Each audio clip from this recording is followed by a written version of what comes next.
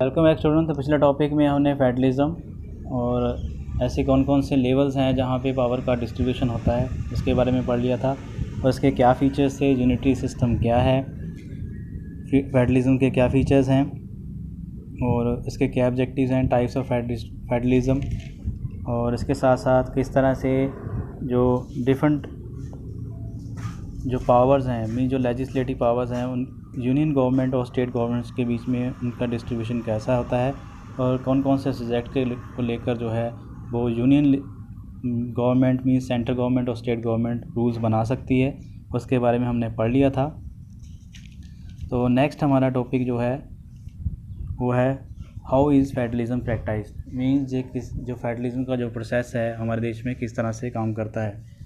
जो फेडरलिज्म है वो कॉन्स्टिट्यूशनल प्रोविज़न के ऊपर ही बेस्ड नहीं है, ये हमारे देश की जो पॉलिटिकल लीडर्स हैं, जो रूलिंग पार्टीज़ हैं, उनकी जो विचार हैं, उनके जो फीलिंग है उनके ऊपर भी डिपेंड करता है और इसने ही जो है काफ़ी हद तक जो है इसको सक्सेसफुल बनाया है। तो इसमें सबसे पहली बात जो है इसने इसको सक्सेसफुल बनाया वो है respect for the diversity, means जो रीजनल जो डाइवर्सिटी है उसको रिकॉग्नाइज़ किया है, उसको मान्यता दी गई है, उसको रिस्पेक्ट दी गई है और इसके साथ साथ साथ रहने की भावना ने इसको जो है सक्सेसफुल बनाया है।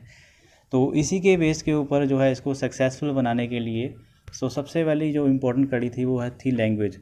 तो लैंग्वेज को रिकॉग्नाइज जो है अर्ली स्टेज के ऊपर नहीं किया गया था। तो इसी के ऊपर जो नेक्स्ट जो हमारा टॉपिक है वो है linguistic state. Linguistic mean language के बेस के ऊपर स्टेट्स का बनना। तो पहले जब आफ्टर इंडिपेंडेंस जो नेशनलिस्ट लीडर थे उन्होंने लैंग्वेज के बेस के ऊपर जो देश को डिवाइड करना वो सही नहीं समझा, जिसके बारे में आपने 8th क्लास में पढ़ा है। तो सबसे पहले जो आंध्र प्रदेश स्टेट बनी थी 1958 में, जिसके बारे में आपने 8th क्लास में पढ़ा है कि एक रिवोल्यूशनरी था पोटी श्रीरामुलु, जिसने 58 डेज़ की हंगर स्ट्राइक की थी, उसके बाद उसकी डेथ हो गई थी। उन्होंने उसकी डिमांड ये थी कि लैंग्वेज के बेस के ऊपर जो है स्टेट्स को बना दिया जाए। तो पहले नेशनलिस्ट लीडर ने इसको मान्यता नहीं दी, लेकिन जब ये जो मूवमेंट था वो वायलेंट होता गया तो उसके बाद जो है गवर्नमेंट ने लैंग्वेज के बेस के ऊपर जो स्टेट थी उनको डिसइंटीग्रेट करना शुरू कर दिया। तो इस तरह से नई स्टेट्स बनी और पुरानी स्टेट जो थी वो टूटने लगी। ये इस बात के लिए किया गया था ताकि एक लैंग्वेज से रिलेटेड जो लोग हैं मीन जो एक लैंग्वेज बोलते हैं वो एक ही स्टेट में रहें, और इसके साथ साथ कुछ स्टेट्स को लैंग्वेज की बेस की बजाय कल्चर, एथनिसिटी और जियोग्राफी की बेस के ऊपर डिवाइड किया गया। For example Nagaland, Uttarakhand and Jharkhand. Next है लैंग्वेज पॉलिसी। तो लैंग्वेज पॉलिसी में क्या कौन कौन सी चीज़ें को इम्प्लीमेंट किया गया। जैसा कि आपको पता ही है हमारे कॉन्स्टिट्यूशन में किसी भी लैंग्वेज को नेशनल लैंग्वेज के रूप में रिकॉग्नाइज़ नहीं किया गया है। हालांकि हिंदी को ऑफिशियल लैंग्वेज के रूप में यूज़ किया जाता रहा है, लेकिन अभी भी हमारे देश में 40% लोग ही हैं जो कि हिंदी को जानते हैं, मीन्स हिंदी को जो है मदर लैंग्वेज के रूप में यूज़ करते हैं। हिंदी के साथ साथ 21 अदर लैंग्वेजेस को भी कॉन्स्टिट्यूशन के द्वारा रिकॉग्नाइज़ किया गया है। स्टेट्स की अपनी ऑफिशियल लैंग्वेज है जिनमें वो अपना वर्क जो है कर सकते हैं। हालांकि इंग्लिश का जो ऑफिशियल यूज़ था वो 1965 में स्टॉप कर दिया गया, लेकिन तमिलनाडु स्टेट्स के द्वारा सख्त विरोध के बाद जो है सेंट्रल गवर्नमेंट ने इसको ऑफिशियल लैंग्वेज के रूप में यूज़ करने के लिए प्रोविज़न दे दी, लेकिन हिंदी का यूज़ भी प्रमोट किया गया।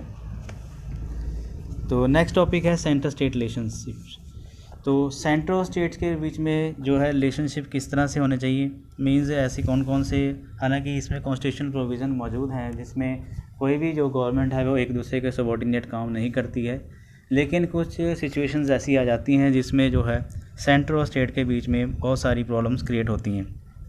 तो सबसे पहले हम यहाँ पे इसको देखेंगे कि किस तरह से, जैसे मान लीजिए 2 तरह की कंडीशन जहाँ पे जो है हमारे जो सेटअप है, जो डेमोक्रेटिक सेटअप है वहाँ पे हमेशा पेश आती रही हैं। तो 2 तरह की गवर्नमेंट है। अगर मान लीजिए बीजेपी जो है, कोई भी एक पॉलिटिकल पार्टी अगर सेंटर में रूल कर रही है और स्टेट में भी वो रूल कर रही है, तो उस सिचुएशन में जो है जो स्टेट गवर्नमेंट है वो उसको जो सेंट्रल गवर्नमेंट है उसकी पॉलिसी के हिसाब से वर्क करना पड़ता है, जिससे उसकी जो फंक्शनिंग है वो कुछ हद तक इफ़ेक्ट होती है।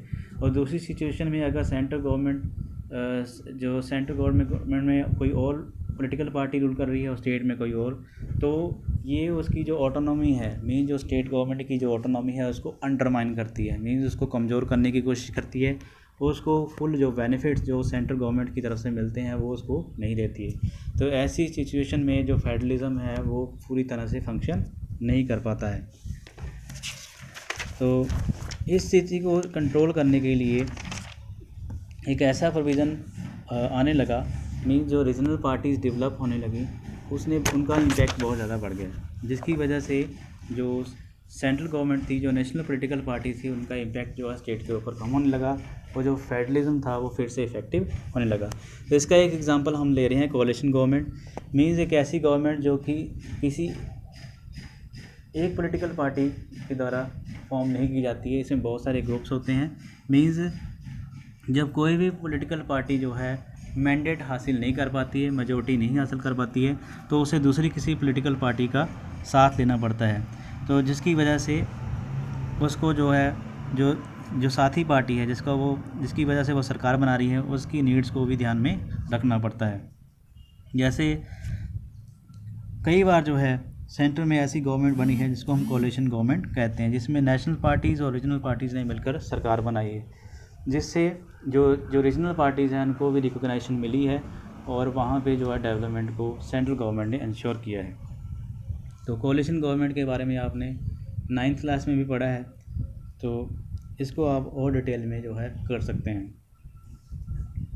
नेक्स्ट है decentralisation in India, means power का विकेंद्रीकरण, मीन्स पावर को शिफ्ट करना रीजनल लेवल के ऊपर।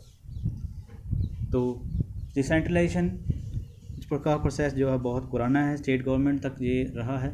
उसके बाद हम बात करते हैं थर्ड टायर की, जिसके बारे में हमने पहले बता दिया था कि 1992 में से पहले भी जो है पंचायत का प्रोविज़न था, लेकिन वहाँ पे रेगुलरली जो इलेक्शंस थे वो होल्ड नहीं किए जाते, इसको हम खाप पंचायत कहते हैं। अभी भी मौजूद है लेकिन ये अभी इतनी इफेक्टिव नहीं रह गई हैं। लेकिन 1992 के बाद जो है कॉन्स्टिट्यूशनल अमेंडमेंट के बाद इसमें बहुत सारी चेंजेस कर दी गई थी, जिसके बाद इसकी जो ओरिजिनल जो पावर थी उसको कॉन्स्टिट्यूशन के अंडर दी गई। तो इसके बारे में पहले ही मैंने आपको बता दिया था, जैसे कि विलेज लेवल के ऊपर जो है लोकल गवर्नमेंट होती है पंचायत, सिटी लेवल के ऊपर म्यूनिसिपल कॉरपोरेशन, और पंचायत का हेड होता है सरपंच और म्यूनिसिपल कॉरपोरेशन का हेड होता है मेयर। तो इस तरह से इसने रीजनल लेवल के ऊपर जो है डेवलपमेंट को इंश्योर किया है। और इसके साथ साथ एक बड़े देश मीन्स हमारे देश में जहाँ पे इतने ज़्यादा लोग मौजूद हैं, तो उसमें जो डेमोक्रेटिक सेटअप है उसमें लोगों की पार्टिसिपेशन को भी इंश्योर किया है, जिसके साथ लोग मिलके जो हैं मीन जो स्टेट गवर्नमेंट के अंडर जो है अपने जो एरिया है उसकी डेवलपमेंट कर सकते हैं और डेमोक्रेटिक सेटअप में अपनी भागीदारी को भी सुनिश्चित कर सकते हैं। तो ऐसे कौन कौन से कॉन्स्टिट्यूशनल प्रोविज़न हैं ताकि जो है लोकल गवर्नमेंट जो है रेगुलरली जो है वर्क करती रहे। तो ये सबसे पहले जो कॉन्स्टिट्यूशनल प्रोविज़न है, रेगुलर इलेक्शंस जो है होल्ड किए जाते हैं। तो इसके लिए एक रेगुलेटरी अथॉरिटी मीन्स ऐसी कॉन्स्टिट्यूशन जो इंस्टीट्यूट है जो कि इलेक्शंस को रेगुलरली कंडक्ट करवाता है, वो है स्टेट इलेक्शन कमीशन, जिसके बारे में आपने 9th क्लास में पढ़ा है। तो इलेक्शन कमीशन जो है रेगुलरली जो है आफ्टर 5 ईयर्स इलेक्शंस को कंडक्ट करवाता है और इसके साथ साथ सीट्स को रिज़र्व रखा जाता है मार्जिनलाइज सेक्शन ऑफ सोसाइटी, ताकि जो मार्जिनलाइज सेक्शन ऑफ पिछड़े हुए लोग हैं वो भी जो हैं अपने आप को रिप्रेजेंट कर सकें डेमोक्रेसी में, जैसे कि SC ST एंड OBC। उसके बाद 1/3 सीट जो है वुमेन के लिए रिज़र्व रखी गई हैं। स्टेट गवर्नमेंट जो है फाइनेंशियल हेल्प देती है ताकि जो लोकल गवर्नमेंट है वो जो बहुत सारी जो डेवलपमेंटल एक्टिविटीज़ हैं वो अपने जो एरिया है उसमें फंक्शन कर सके और वहाँ की जो डेवलपमेंट है उसको इंश्योर किया जा सके। नेक्स्ट है कंक्लूज़न। तो टिल डेट ये जो सिस्टम है बड़ा अच्छा तरीके से वर्क करता आ रहा है। इसने महिलाओं की जो पार्टिसिपेशन है उसको भी इंश्योर किया है और यहीं से चलकर मींस गांव के लेवल से ही चलकर बहुत सारे जो लीडर्स हैं उन्होंने अपनी लीडरशिप क्वालिटी को डेवलप किया है और आगे जाकर स्टेट में भी उन्होंने जो पार्टिसिपेट किया है। अभी तक टिल डेट 36 लाख जो इलेक्टेड रिप्रेजेंटेटिव हैं पंचायत और म्यूनिसिपैलिटी में रूल कर रहे हैं। और इसके साथ साथ इसने रीजनल लेवल के ऊपर जो डेवलपमेंट है उसको इंश्योर करने के साथ लोगों की जो एक्टिव पार्टिसिपेशन है डेमोक्रेसी में उसको इंश्योर किया है। और इसी के ही एक जो फर्दर लेवल है उसकी हम बात करते हैं नेक्स्ट, ब्लॉक समिति। मीन्स एक ऐसा ग्रुप होता है जिसमें ब्लॉक लेवल के ऊपर मीन्स जो तहसील है, तहसील के लेवल के ऊपर जो है एक समिति बनती है, इसका इलेक्शन भी कंडक्ट करवाया जाता है। और ब्लॉक समिति के ग्रुप से जिला समिति बनती है जिससे जो है डिस्ट्रिक्ट लेवल के ऊपर जो है बहुत सारी जो पॉलिसीज़ हैं वो डिस्ट्रीब्यूट की जाती हैं और ऐसे बहुत जो डेवलपमेंट जो वर्क है उसके बेस के ऊपर की जाते हैं। और इस जिला परिषद में बहुत सारे जो MLAs हैं वो MPs हैं वो भी शामिल रहते हैं, जिससे कि लोग जो हैं लोगों को बहुत ज़्यादा जो बेनिफिट्स हैं वो गवर्नमेंट की तरफ से मिलते हैं और ये सभी जो है स्टेट गवर्नमेंट के द्वारा कंट्रोल किए जाते हैं। तो इसी के साथ ये टॉपिक कंप्लीट होता है। नेक्स्ट मिलते हैं नेक्स्ट टॉपिक में।